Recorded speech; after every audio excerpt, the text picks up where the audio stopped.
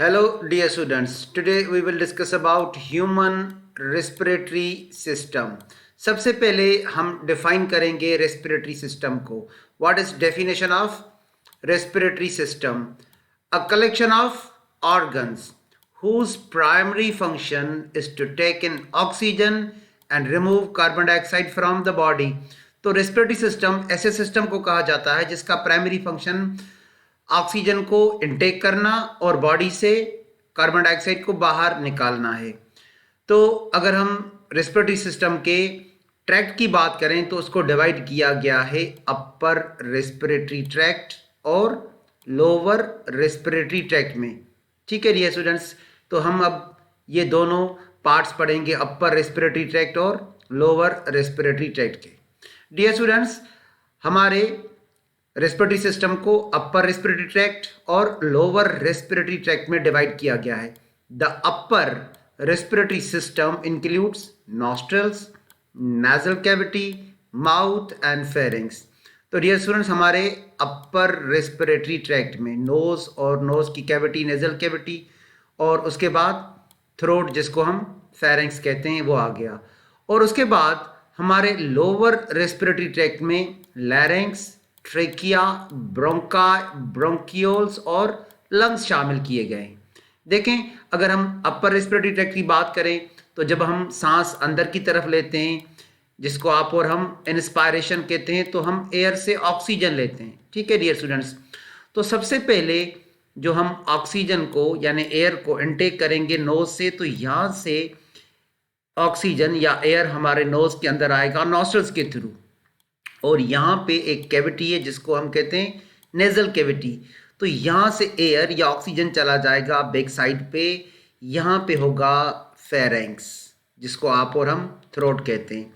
अब dear students, यहाँ से दो रास्ते खुलते हैं, एक हमारे विंड पाइप ट्रेकिया की तरफ और दूसरा हमारे फुड पाइप एसोफेगस की तरफ। अगर हम फ्रंट की बात करें तो ये फ्रंट में हमारा विंड पाइप है जिसको आप और हम ट्रेकिया कहते हैं, और अगर हम उसके पीछे वाले ट्यूब की बात करें तो यहाँ पे फुट जाता है जिसको आप और हम एसोफेगस कहते हैं।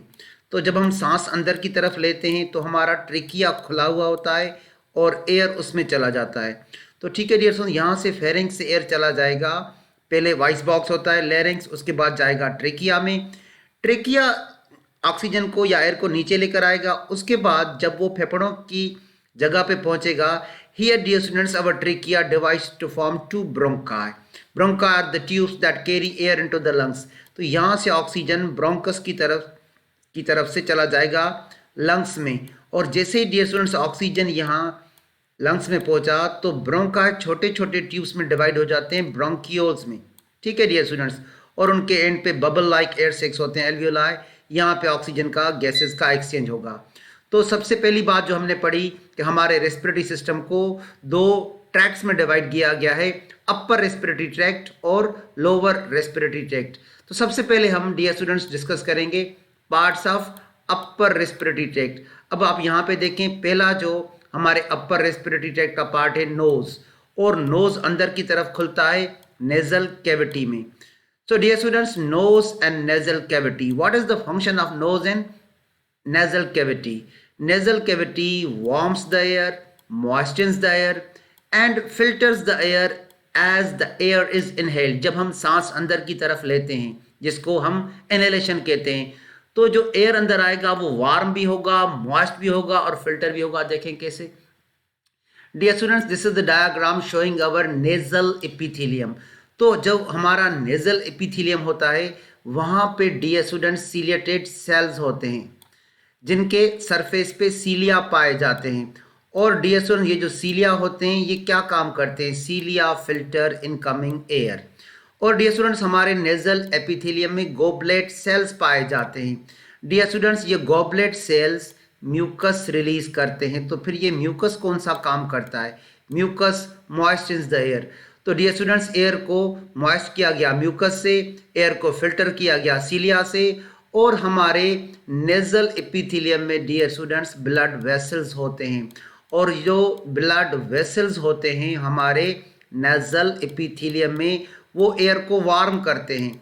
तो जो एयर वार्म होगा वो ब्लड वेसल्स की वजह से वार्म होगा। तो एयर को फिल्टर किया गया, मॉइस्ट किया गया, वार्म किया गया नेजल कैविटी में। उसके बाद यहाँ से एयर जाएगा बैक साइड पे फेरेंक्स पे। और फेरेंक्स जैसा कि मैंने कहा कि दो ट्यूब्स में खुलता है, फ्रंट वाला ट्रेकिया और पीछे वाला एसोफेगस।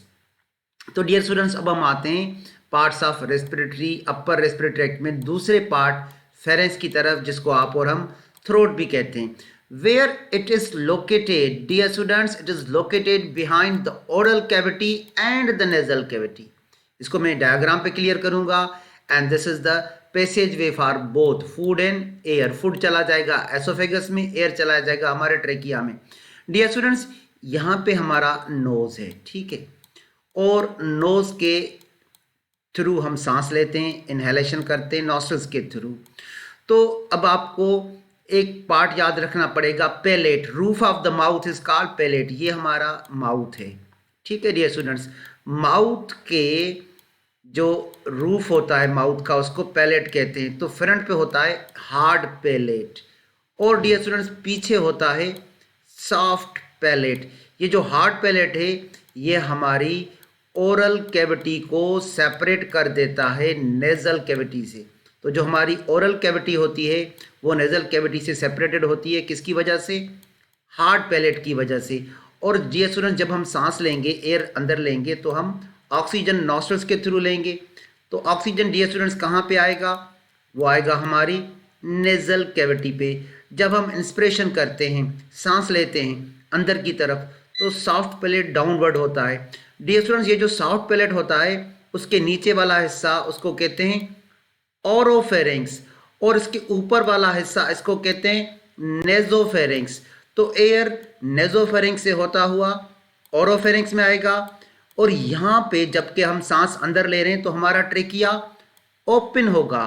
क्या होता है कि ट्रेकिया के ऊपर एक लिड, एक कवरिंग होता है, epiglottis, a lid of flexible cartilage that seal off the windpipe during eating। मगर यहाँ पे हम कोई ईटिंग नहीं कर रहे, तो देखिए हमारा ट्रेकिया खुला हुआ है, एपिग्लॉटिस अपनी नॉर्मल पोजीशन में होगा और ये ऑक्सीजन सांस लेने के दौरान हमारे ट्रेकिया में चला जाएगा।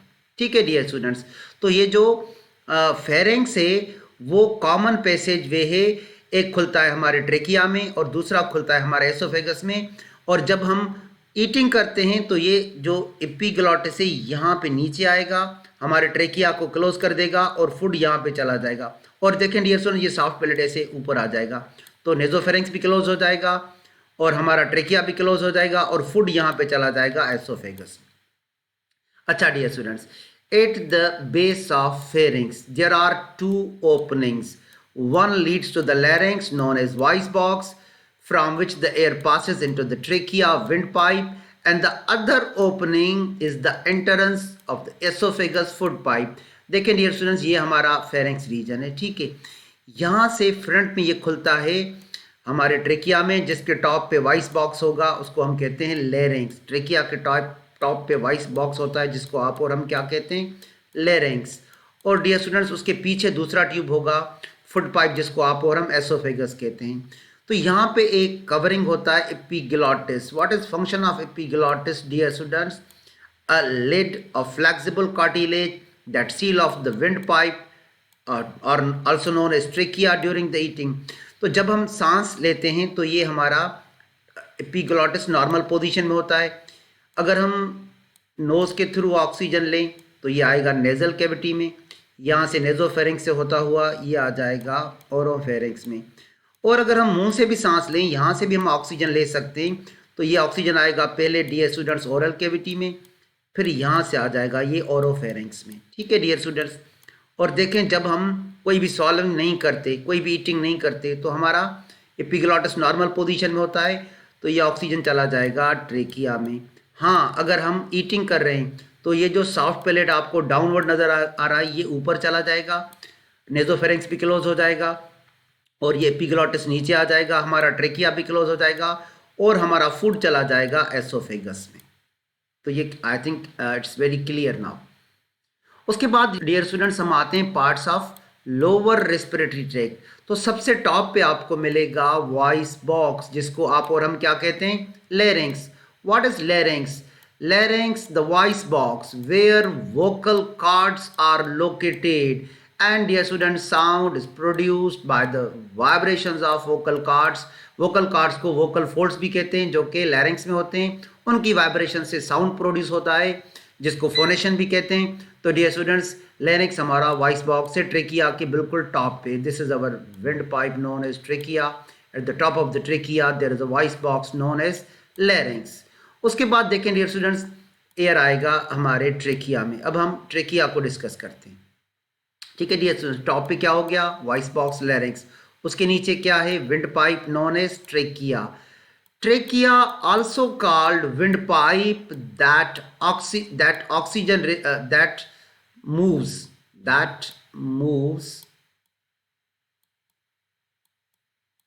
Oxygen rich air to your lungs. ठीक है डियर स्टूडेंट्स, ये हमारा विंड पाइप है जो कि मूव करता है ऑक्सीजन रिच एयर को हमारे लंग्स में. और डियर स्टूडेंट्स, इस पे सी शेप्ड कार्टिलेज के रिंग्स होते हैं. क्या होते हैं? सी शेप्ड कार्टिलेज के रिंग्स होते हैं. These cartilage rings keeps the windpipe open and prevents the collapsing of the walls of the trachea. तो ट्रेकिया के वाल्व्स एक दूसरे से collapse नहीं करते. उनको कौन से रिंग्स ओपन किए रखते हैं? कार्टिलेज रिंग्स, ताकि हमारा ट्रेकिया ओपन रहे और हम कंटिन्यूअस एयर लेते रहें. उसके बाद डियर स्टूडेंट्स, जब ये फेफड़ों पे पहुंचेगा अपना ट्रेकिया, तो ये डिवाइड हो जाएगा दो ब्रोंकाई में. एक होगा राइट ब्रोंकस जो कि एयर को अंदर लेके जाएगा राइट लंग में, और दूसरा हो जाएगा लेफ्ट ब्रोंकस जो कि लेफ्ट लंग में एयर को ले जाएगा. ठीक है dear students. So on reaching the lungs, our trachea divides into right bronchus that carry air into our right lung and left bronchus that carry air into our left lung. Okay. So bronchi are the two branches at the end of the trachea, each leading to the lungs.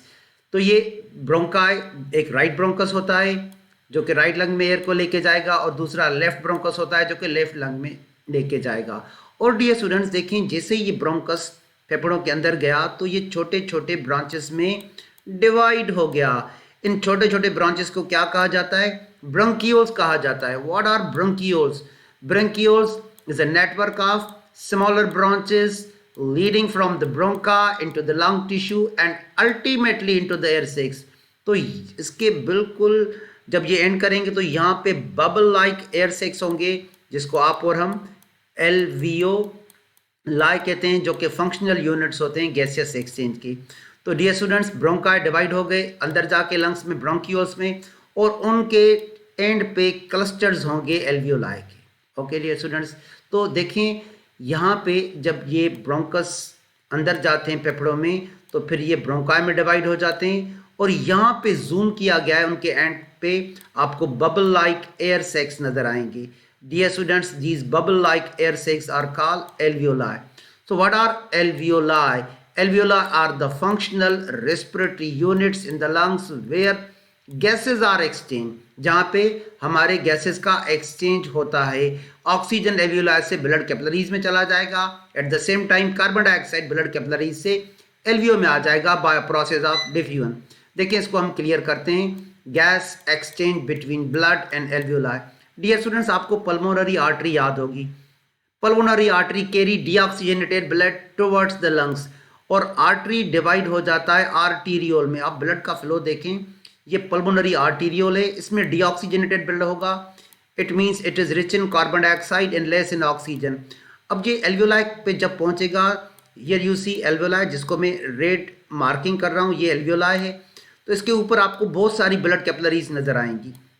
तो arteriole divide हो जाते हैं छोटे छोटे capillaries में, और यहाँ से carbon dioxide dear students blood से चला जाएगा हमारे एल्वियोलाई में, और एल्वियोलाई से जो ऑक्सीजन होगा वो हमारे ब्लड में आ जाएगा. Here the blood becomes oxygenated. फिर ये कैपिलरीज खुल जाएंगे वेनियोल में, और ये पल्मोनरी वेनियोल है जो कि आगे खुलेगा पल्मोनरी वेन में. तो ऐसे हमारे फेफड़ों की तरफ जब ऑक्सीजन पुअर ब्लड आता है उसको कहते हैं deoxygenated blood, very poor in oxygen. Carbon dioxide उसमें ज़्यादा होगा लेकिन ऑक्सीजन उसमें कम होगा. And dear student, pulmonary artery is the artery that carry deoxygenated blood to our lungs. तो जैसे ही डियर स्टूडेंट्स ये हमारे एल्वियोलाई के करीब पहुंचा कैपिलरीज, तो इसमें से कार्बन डाइऑक्साइड कहाँ चला जाएगा? कार्बन डाइऑक्साइड हमारे एल्वियोलाई में चला जाएगा, और एल्वियोलाई से ऑक्सीजन कहाँ चला जाएगा? ये कैपिलरीज में चला जाएगा.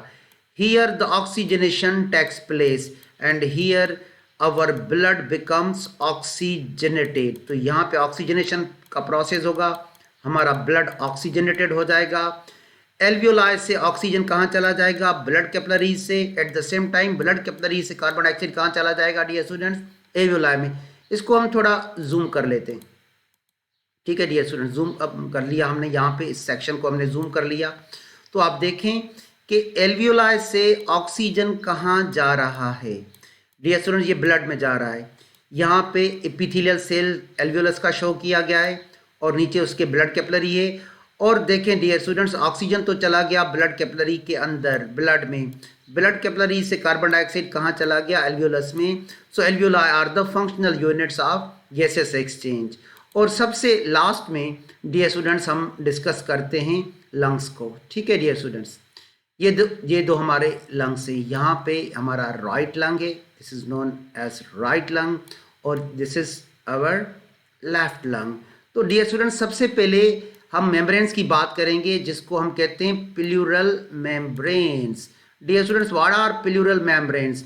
That cover the lungs and line the chest cavity.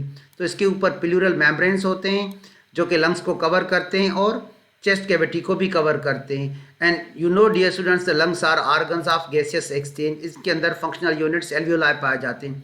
और डियर स्टूडेंट्स, यहाँ पे आपको रिब्स नजर आएंगे. ठीक है, तो प्रोटेक्शन के लिए ऊपर रिब्स होते हैं. ठीक है डियर स्टूडेंट्स, और यहाँ पे आपको रिब्स के बीच में मसल्स नजर आएंगे, intercostal muscles. What are intercostal muscles? That muscles that move the ribs during respiration. तो ये मसल्स को मूव करते हैं जब हम सांस अंदर लेते हैं या बाहर की तरफ. तो इंटरकॉस्टल मसल्स कंट्रैक्ट और रिलैक्स करते हैं, जो कि मैं आपको मैकेनिज्म ऑफ रेस्पिरेशन में पढ़ाऊंगा.